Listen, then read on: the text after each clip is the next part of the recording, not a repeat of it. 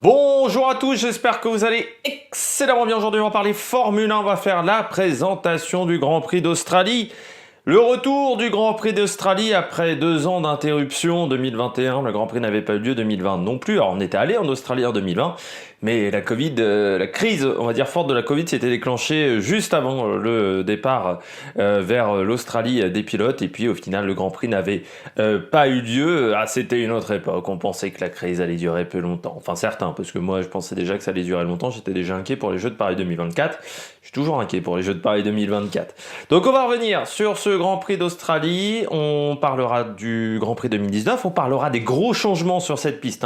Énormément d'évolution sur cette piste. On parlera notamment des 4 zones de DRS. La météo, les dernières stats, les dernières infos également, les enjeux de ce Grand Prix.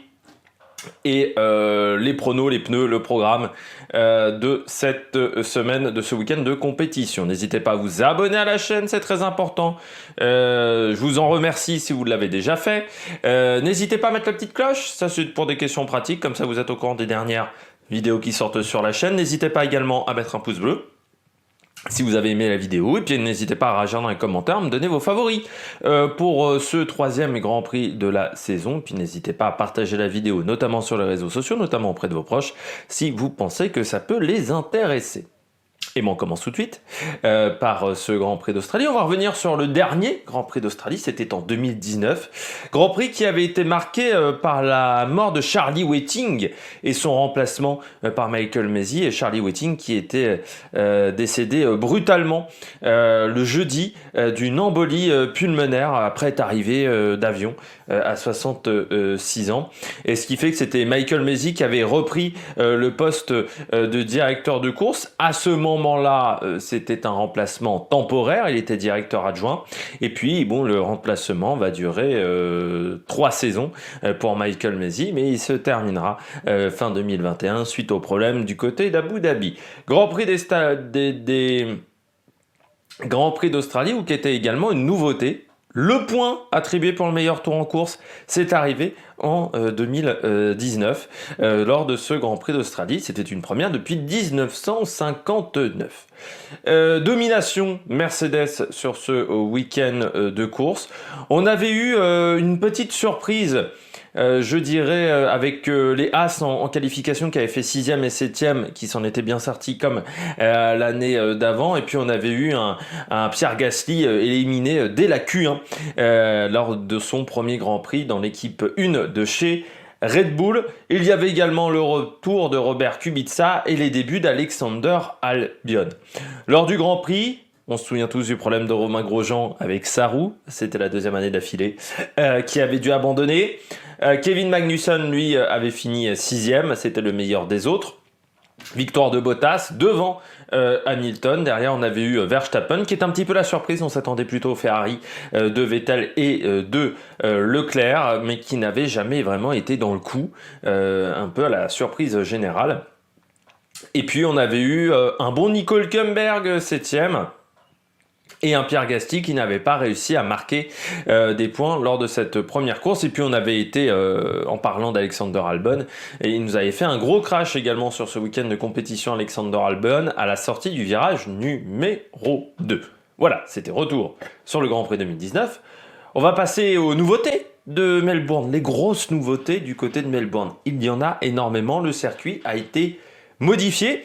Le circuit avec la Formule 1 depuis 96, on n'avait pas connu ça depuis 96. C'est les premiers gros changements sur cette piste. Alors déjà, premièrement, on a fait un resurfaçage. Il faut savoir que le circuit n'avait jamais été resurfacé depuis 95.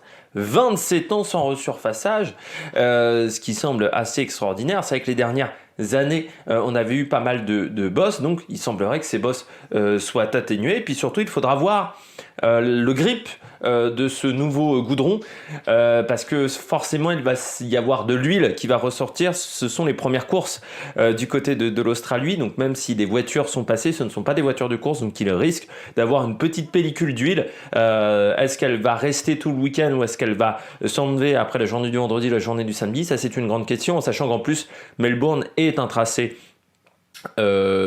qui est considéré comme peu adhérent, assez poussiéreux, hein. Le grip vient au fur et à mesure du week-end parce que je rappelle que c'est un circuit semi-permanent. C'est-à-dire, certes, les infrastructures du circuit sont permanentes, mais dans la vie de tous les jours, cette piste est empruntée par les gens, un peu comme Monaco. Donc c'est une piste assez particulière. Alors, on a modifié le circuit, il faut savoir que c'était dans les tuyaux depuis 4-5 ans, depuis 2017, de vouloir modifier ce circuit. Alors, la grosse modification, le virage 9 et 10 de l'ancien circuit, ont complètement disparu. En fait, ce virage 9 et 10, qui était avant une chicane, devient une grande courbe. On va dire, on peut même plus dire qu'il y a deux virages, hein. Le virage 9-10 ont quasiment disparu. Alors, sur ma carte du circuit, pardon, on les a laissés, mais voilà, ça devient maintenant une grande courbe, ce qui devrait améliorer la vitesse à cet endroit-là, surtout qu'il y aura une zone de DRS, ce qui fait qu'on va voir dans la courbe là, hein, donc entre le virage 10 et le virage 11 sur ma carte, vraiment ça va être costaud au niveau du coup. Je pense qu'on va prendre 4G, 4G et demi à ce moment-là, donc avec les 58 tours, il faudra voir comment ça va tenir au niveau du week-end. L'autre, on va arriver aussi beaucoup plus vite à l'enchaînement 11-12, qui avant allait beaucoup moins vite. Modification également du virage 13, on a modifié l'entrée de la piste, l'angle est légèrement différent aussi sur ce virage 13 et on devra arriver et avoir plus de facilité à enchaîner le 13 et le 14. Le virage 15, l'épingle, là aussi on a modifié la largeur de la piste est plus large de 3,50 m à cet endroit-là, ce qui pourrait permettre plus de dépassement mais surtout une meilleure accélération, une meilleure vitesse de pointe au virage numéro 1.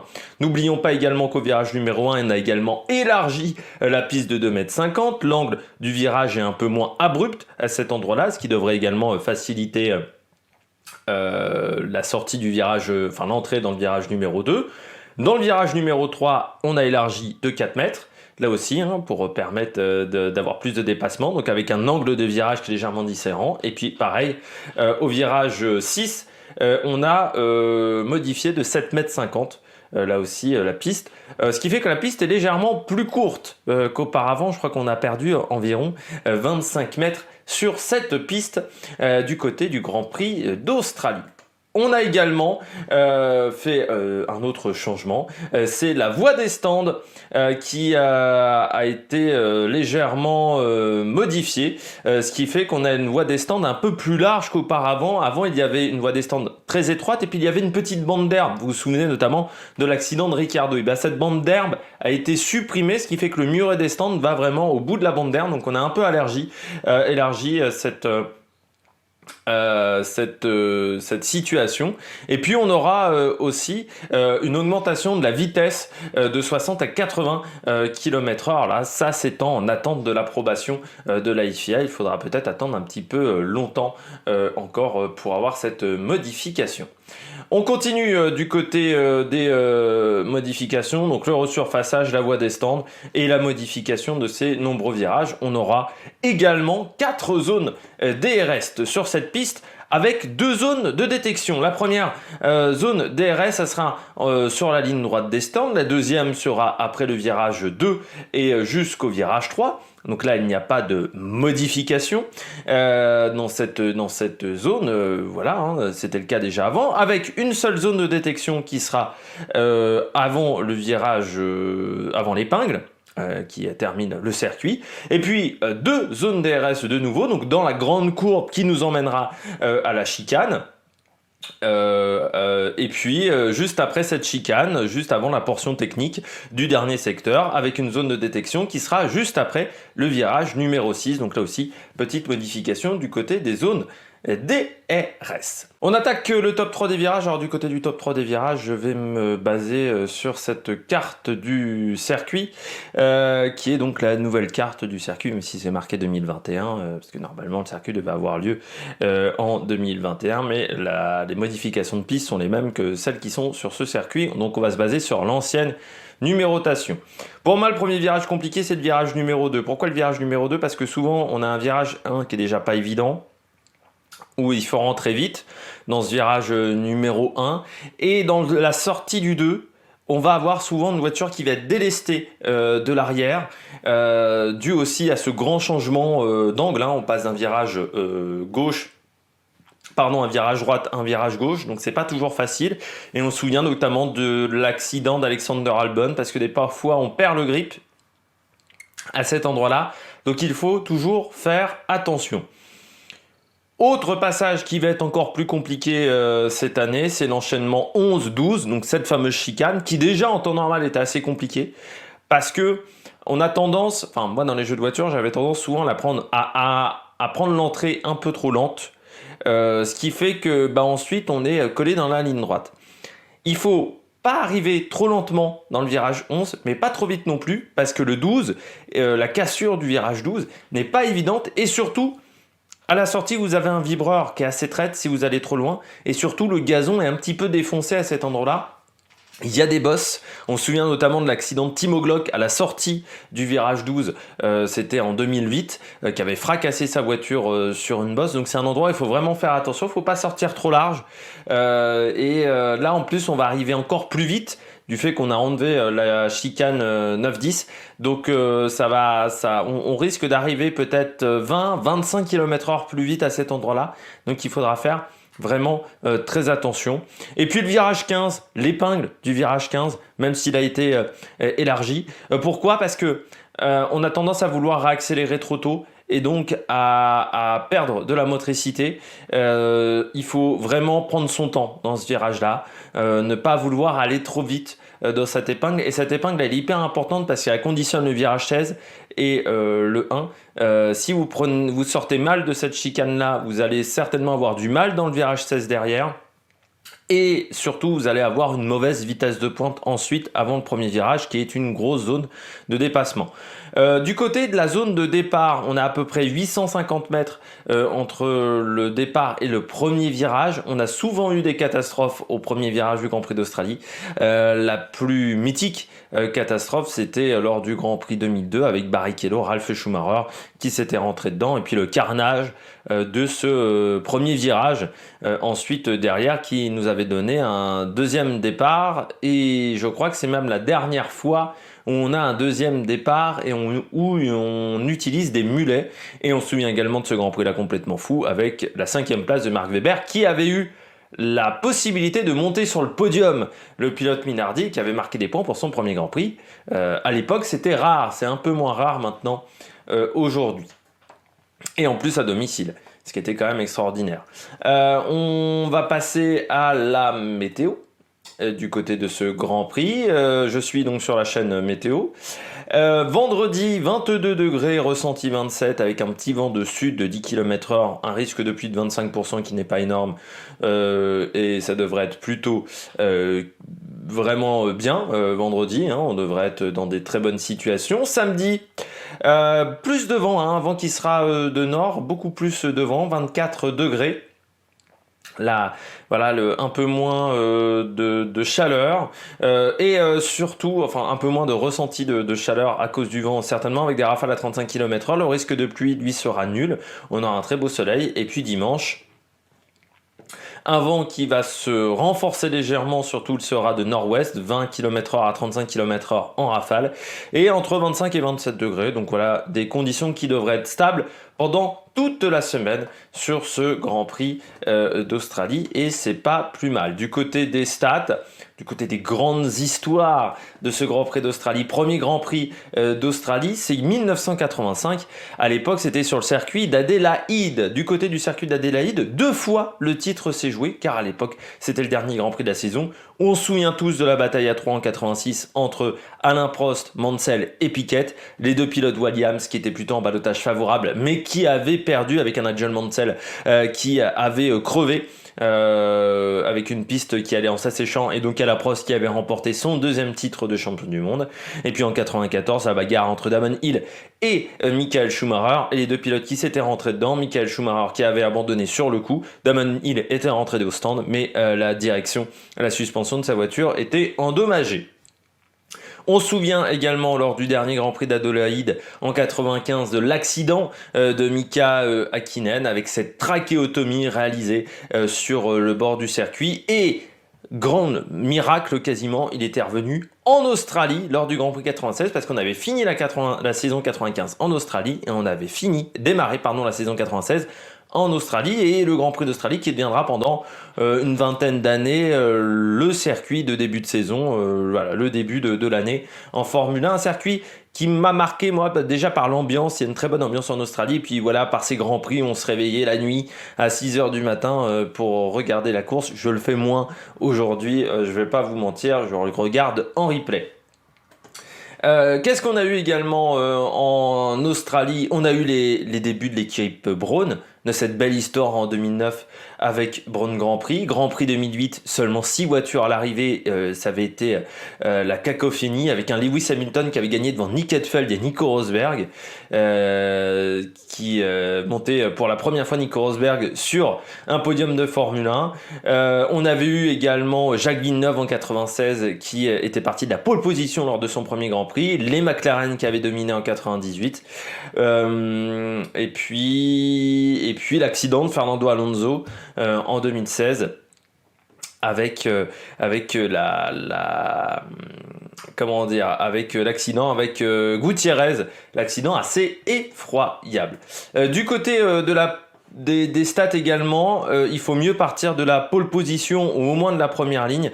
Vous avez plus de 50% de chances de vous imposer si vous partez depuis la première ligne, et le vainqueur qui est parti du plus loin sur la grille de départ de ce Grand Prix, de ce circuit à Melbourne, il est parti de la 11e place. On poursuit avec les infos du paddock. Le retour enfin de Sébastien Vettel du côté des infos du paddock. Et oui, Vettel qui a dit en interview qu'il avait l'impression d'être en retard à l'école. On se souvient qu'il était positif à la Covid lors des 2 premiers Grands Prix. Eh bien, l'Allemand qui a été testé négatif et donc qui revient à la place de Nico Hülkenberg qui range de nouveau sa combinaison. Et il a vraiment hâte de repartir, et puis ça va permettre de savoir si l'Aston Martin est vraiment en difficulté et si Stroll est vraiment nulle part. Autre bonne information du week-end, c'est Lewis Hamilton qui le week-end dernier a fait un saut en parachute du côté de Dubaï. Alors on ne sait pas s'il avait prévenu l'équipe Mercedes, si Toto Wolff s'est étouffé en mangeant son plat de pâtes en voyant ce compte Instagram, mais voilà, Lewis Hamilton qui a sauté en parachute avec sa physiothérapeute, Angela Cullen, vous savez, cette fille blonde qui est très importante, qui est un personnage très important dans l'entourage de Lewis Hamilton. Il n'y a pas beaucoup de monde autour de Lewis Hamilton, mais je peux vous dire que elle, c'est une personne très très importante, sa physiothérapeute. Et puis également les records d'audience pour Drive to Survive, la saison 4 qui a déjà battu un record d'audience, donc qui a peu de chances qu'on modifie la manière de narrer les courses, vu que ça fait carton sur carton, donc je pense que les discussions auraient été plus faciles si cette saison 4 avait fait un four, mais comme elle est une grande réussite, je pense que les pilotes n'auront pas grand chose à dire, et même s'ils ont beaucoup de choses à dire, on leur dira que les gens préfèrent quand on parle de la Formule 1 comme ça. Et puis record d'audience historique également pour la F1 sur ESPN aux États-Unis, avec 1 353 000 personnes devant la télévision, avec des têtes, ils ont été en tête sur ce qu'on appelle les cibles importantes, notamment les 18-34 ans, les 18-49 ans, où ils se sont retrouvés en tête de toutes les chaînes du câble américaines. Et l'audience a augmenté de 54% par rapport au dernier Grand Prix d'Arabie Saoudite et de 57% par rapport au Grand Prix de l'année dernière, le deuxième Grand Prix de l'année dernière, mais on était en Émilie-Romagne, Donc pour les Américaines, il y avait un gros décalage horaire. Et puis dernière actualité, bien est-ce que Audi va se marier avec McLaren, le constructeur allemand qui aurait fait une offre à McLaren aux alentours de 650 millions d'euros, c'est-à-dire 200 millions d'euros de plus pour reprendre une partie du constructeur britannique pour investir dans la Formule 1. Donc on attend de savoir si McLaren va répondre positivement. Mais il semblerait que BMW soit également aussi sur les rangs pour tenter de racheter McLaren. On sait que McLaren et BMW, il y avait eu une alliance à l'époque des GT aux 24 heures du Mans en 95-96 avec cette magnifique McLaren GTR. On passe aux enjeux du week-end. Les enjeux du week-end, ils sont nombreux. Est-ce que Carlos Sainz va rattraper son retard sur Charles Leclerc ? Car depuis le début de saison, le pilote espagnol est quand même en retrait, un retrait de 2 dixièmes à peu près sur la majorité des séances. Il a l'air d'avoir compris les soucis qu'il y avait entre lui et sa voiture, donc peut-être qu'il va réussir à rattraper son retard. La Red Bull est-elle la meilleure voiture du plateau ? On pensait avant le premier Grand Prix, et puis après le premier Grand Prix, que la Ferrari était au-dessus, mais à Jeddah, on a vu une excellente Red Bull, que ça soit avec Perez qui a fait la pole position, ou avec Verstappen. Donc est-ce qu'on ne s'est pas trompé ? Est-ce que la Ferrari n'a qu'un gros moteur et un châssis un peu moins bon que Red Bull ? Esteban Ocon va-t-il encore finir dans les points ? Il est sur 2 résultats d'affilée dans les points. Est-ce qu'il sera sur un 3e résultat d'affilée dans les points ? Ce qui serait une belle performance et ce qui montrera une belle régularité. Et surtout que l'Alpine est plutôt bien née. Et puis dernière question, Julien Felbro va-t-il finir son Titanic en Lego à temps pour prendre l'avion ? Réponse ce soir à 18h. Je ne sais pas quand je vais uploader cette vidéo si son live Twitch sera déjà terminé, mais voilà, il le fait pour une association, j'ai oublié le nom de l'association, mais vous allez sur son Twitch à Julien Felbro et vous pouvez voir qu'il monte le Titanic avec Arnaud de Samer notamment. Il y avait Villebrequin hier. Aujourd'hui, il y avait Maëva Cook et il y a Camille Combal également qui doit participer à la fabrication de ce Lego en Titanic. Du côté des pneus, ce week-end, les pneus, eh bien, petite modification par rapport à d'habitude. Parce que d'habitude, on avait 3 gommes qui se suivaient, C1, C2, C3, notamment à Bahreïn.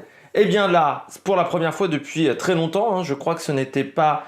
alors ce n'est pas marqué sur ce site-là, mais c'était pas arrivé depuis très longtemps. Eh bien, on va avoir 2 types de gommes qui ne vont pas se suivre dans la gamme que Pirelli. Donc on va avoir les C2 et les C3 qu'on avait lors des 2 premières courses de la saison. Et puis on aura les C5 qui n'ont pas encore été utilisés, les pneus les plus tendres de la gamme. Donc en qualification, ça devrait aller très très vite, mais ces pneus n'auront pas une énorme durée de vie. Donc ça peut nous donner peut-être des stratégies assez surprenantes en fin de Grand Prix du côté de Melbourne.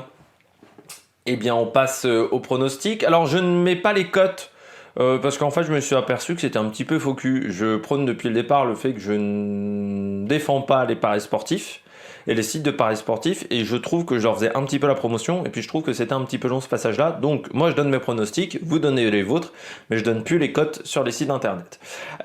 Du côté de Verstappen, moi, je mets Verstappen, Leclerc et en surprise Alonso. Je trouve que l'Alpine marche bien, et puis je sais pas, Alonso sur cette piste-là, ça peut bien marcher, et puis avec l'ambiance autour, ça peut le motiver.